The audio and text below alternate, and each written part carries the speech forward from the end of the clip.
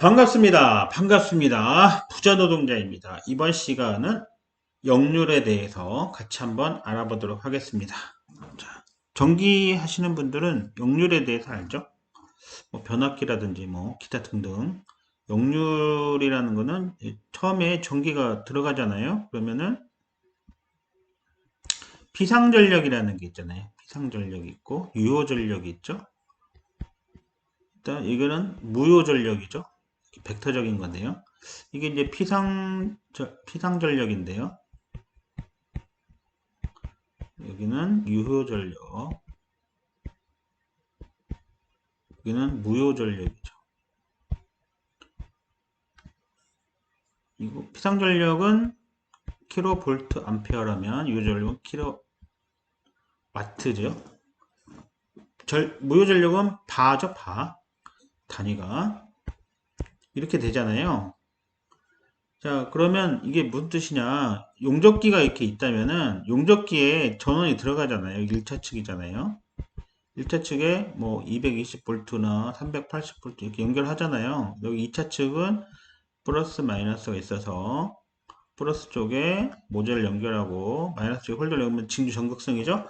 이렇게 되는데 이 1차 측에 들어가는 거 말이에요. 여기 들어갈 때 전력이 어느 들어가잖아요. 전력이 들어가는데 그 중에서 전기 하신 분들은 다 이게 아시는데 다 공급된 전기가 다 일을 하는 게 아니라 일부만 일을 하죠. 무효전력이에요. 그래서 여기가 각도가 세타라 하면 투입된 피상전력분의 유효전력, 실제로 전력, 유효전력을 우리가 역률이라고 그래요. 역률은 뭐예요? 피상전력 곱하기 코사인 세타잖아요. 이 코사인 세타 이렇게 되죠? 피상전력 곱하기 코사인 세타 하면 유효전력이 되는 거죠. 그래서 역률이라는 거는 실제로 전원이 입력된 거에서 소비된 거 어딘가로 없어지는 것도 있잖아요.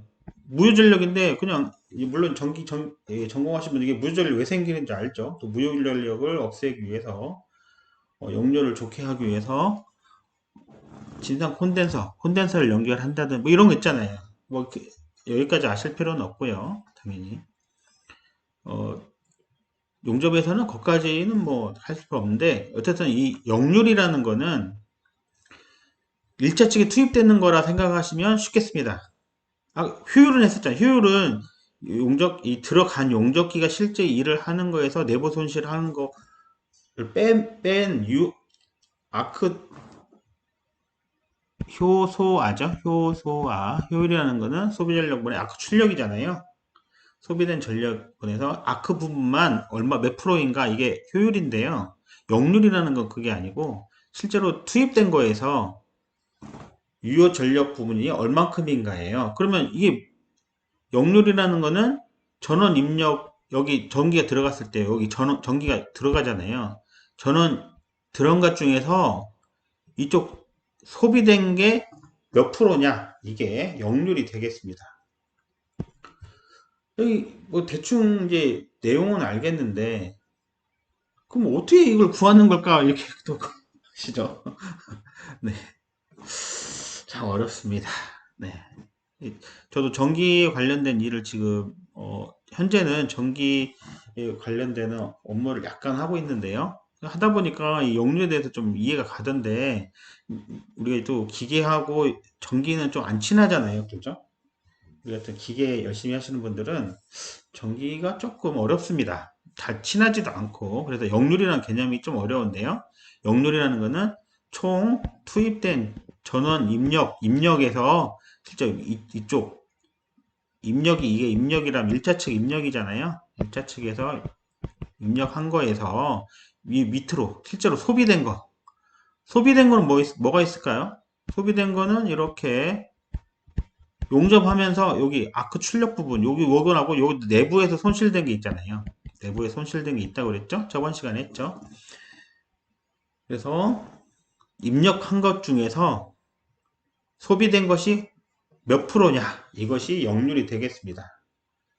이렇게 하면 이게 그럴 수 있겠다 뭐 이렇게 생각이 되는데요 우리가 근데 이게 또 막상 문제로 접하면은 이게 어떻게 해야 되지? 막 이렇게 됩니다. 자, 그러면 한번 써볼게요. 역률이라는 것은 못하네요. 역률인데 역률이라는 것은 전원 입력, 실제로 전원이 얼마나가 들어갔는데 거기서 소비된 소비 전력 곱하기 100입니다. 그럼 전원 입력은 어떻게 할까요? 전원이라는 거는 우리 단위가 킬로와트잖아요. 보통 전압 곱하기 전류가 전력이잖아요. 전력. 그렇죠? 그러니까 전원 입력이라는 거는 실제로 어떻게 구하느냐? 여기 용접기에 딱 들어가면 일을 하지 않아도 걸리는 전압 있잖아요. 여기 걸리는 2차 측 되기 전에 아무것도 일을 안 하고 있어도 걸리는 전압, 그걸 무부하 전압이라고 한다 그랬죠? 아무 일을 안 했어도 걸리는 전압, 그게 무부하 전압이에요. 일을 안 하고 있을 때 걸린 거잖아요. 일을 안 하고 있어도 여기 걸려 있는 거예요. 전원 입력. 그래서 전원 입력이라는 거는, 이게 전원 입력이라는 것은 무부하 전압. 일을 안 하고 있을 때요. 일을 안 하고 있을 때 여기 걸리는 전압, 2차치에 걸리는 전압이 2차 무부하 전압이라고 하죠. 무부하 전압 곱하기 전격 2차 전류라는 건 뭐예요?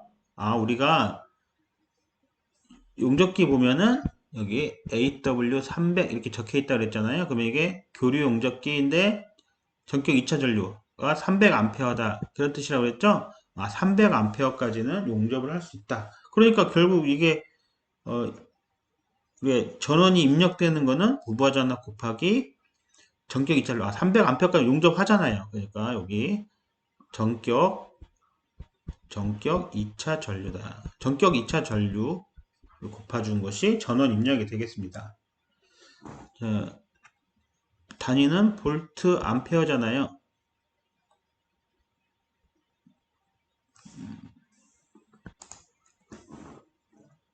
자, 볼트 암페어가 와트잖아요. 그죠?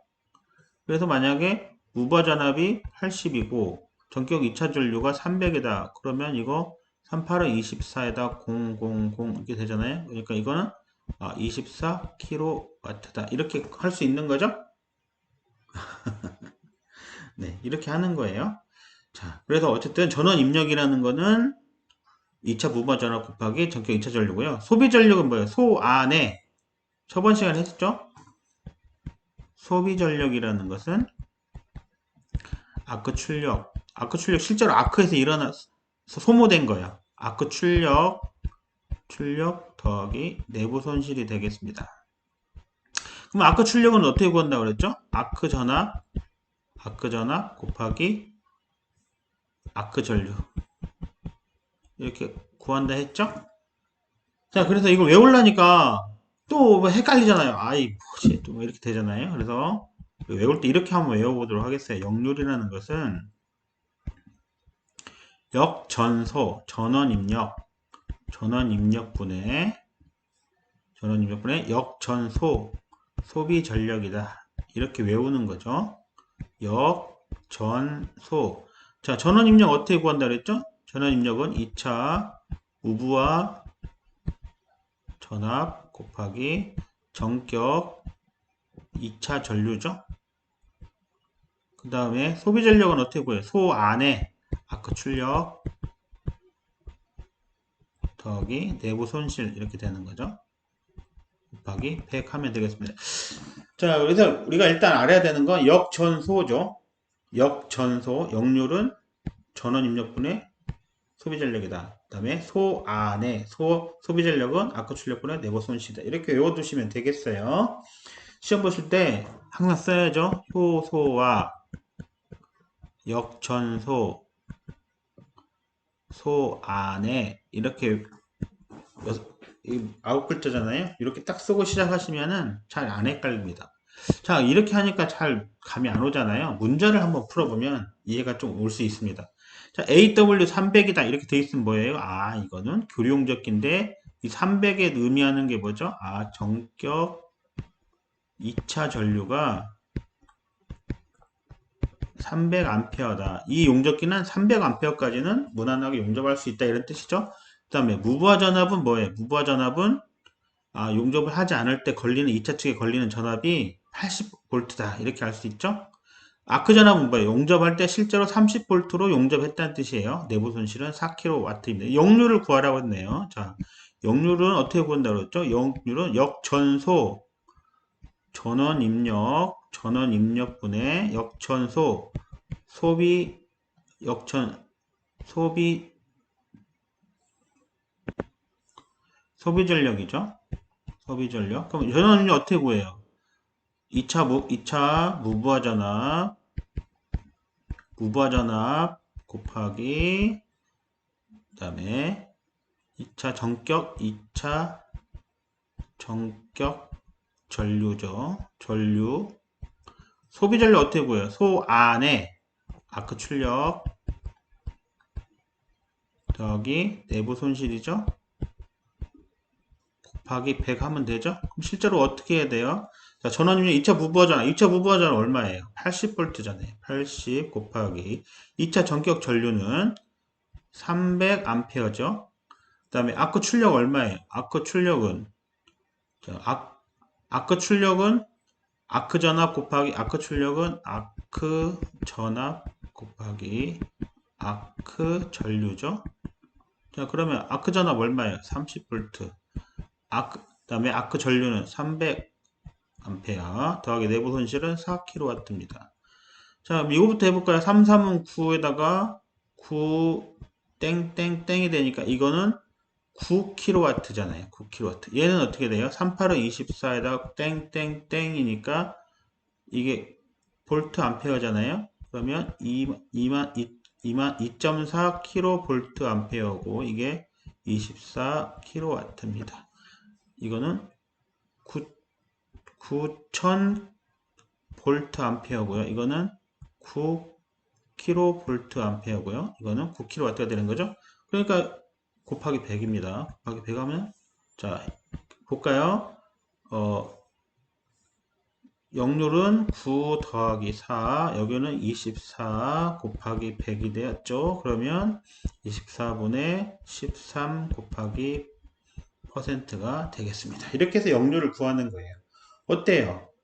어렵죠? 네, 어려워요.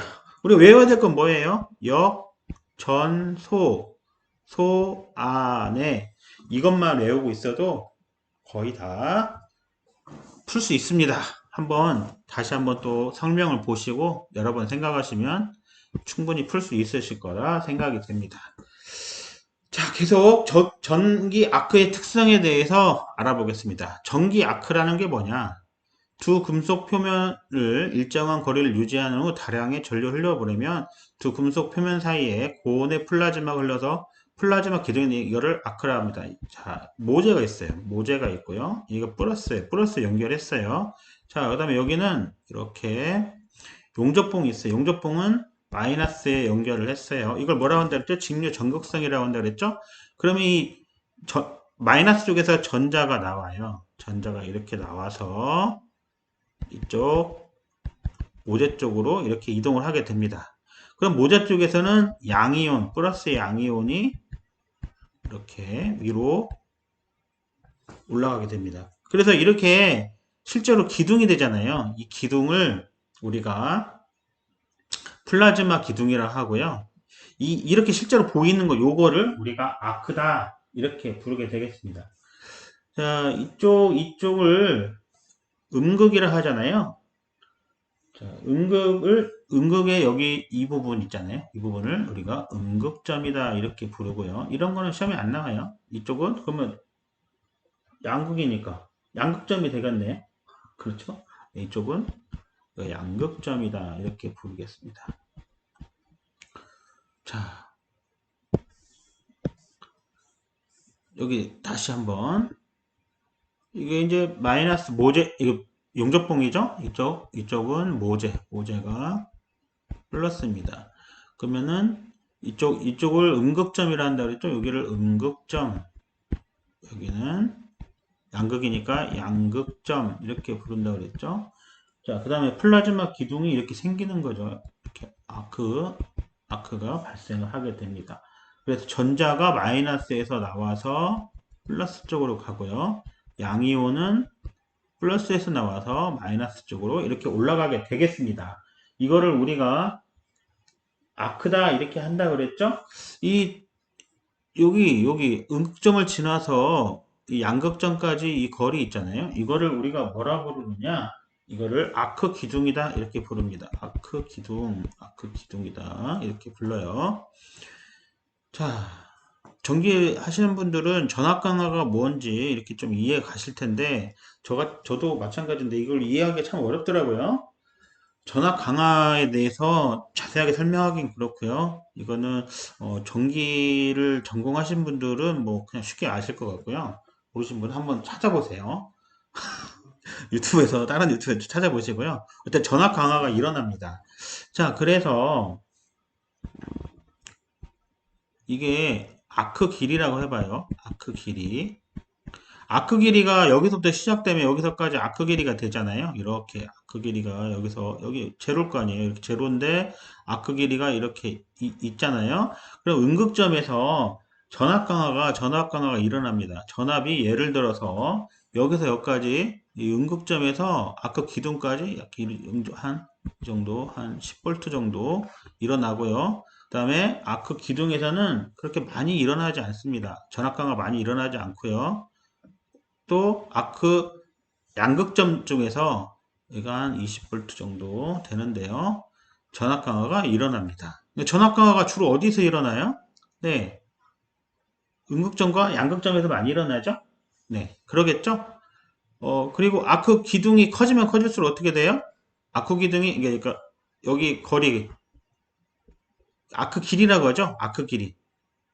모재에서 용접봉 끝까지. 이 아크에 있는 이 아크 길이가 길어지면 길어질수록 어떻게 돼요? 전압도 계속 올라가죠? 이렇게 되겠습니다. 이거는 처음 시간에 한번 설명했던 것 같은데요. 이 아크 기둥 안에서는, 보통 이제 온도가 상당히 많이 올라가거든요. 뭐 한 4,500도에서 2만 도씨 정도까지 올라가고요. 보통 이 아크는 한 5,000도, 5,000도에서 한 6,000도씨, 5,000도에서 한 6,000도씨 이 아크가 우리가 피복 아크 용접할 때 아니면 또는 우리가 아크 용접할 때요. 여기 한 5,000도에서 6,000도 정도 됩니다. 상당히 높죠? 쇠는 몇 도씨에 녹아요? 1240도에 녹나요? 그러니까 5,000도니까 녹아버리는 거죠. 그러니까 용접이 가능한 거죠. 그 다음에 보통 아크가 이제 안전하게 사용하기 위해서 전압은 한 20에서 40V 정도에 사용되고요. 전류는 대전류를 사용합니다. 그래서 한 30A에서 보통 1000A까지 정도 되는데요. SAW 나중에 좀 설명하겠습니다만 SAW 같은 경우는 더 많이 쓰이죠. 뭐 보통 1000A는 기본 뭐 그냥 기본이에요. SAW라고 서브머리드 아크 용접이라는 게 있는데요. 그것도 아크를 이용해서 아크 용접을 하는 거잖아요. 그런 거는 1000A 이상을 씁니다. 여러분들이 그 피부 아크 용접 시험 보시는 그런 거 맞출 때 용접 전류 맞추잖아요. 그때 한 100A에서 150A 쓰시죠? 그렇게 생각하시면은 이해가 쉽겠습니다. 자, 아크라는 거는 그렇고요. 그러면 이렇게 하면 뭐 이게 뭔가요? 싶을 텐데 문제를 보면 좀 이해가 쉽습니다. 피부과학 용접에서 예상 문제예요. 용접봉의 용융 속도와 가장 큰 것은 무엇일까요? 용접봉의 지름, 아크 전압, 용접기의 가격 이런 거 아니죠? 용접봉 쪽의 전압 강화가 용접 속도와 관련이 있습니다. 자, 우리가 와트라는 거 있잖아요. 와트라는 거. 전기에서는 와트 하면 우리가 그냥 킬로와트, 몇 킬로와트 뭐 썼다 이렇게 생각하잖아요. 이 와트가 줄 퍼 세크거든요. 줄 퍼 세크인데 줄은 뭐예요? 뉴턴 미터입니다. 머리가 또 터질려고 그러죠? 뉴턴 미터 퍼 세크예요. 이게 속도의 개념이에요. 그래서 용접봉 쪽 전압 강화가 용융 속도와 관련이 있습니다. 이번 시간 여기까지 해야 되겠네요. 좋아요와 구독, 알람 설정 감사합니다.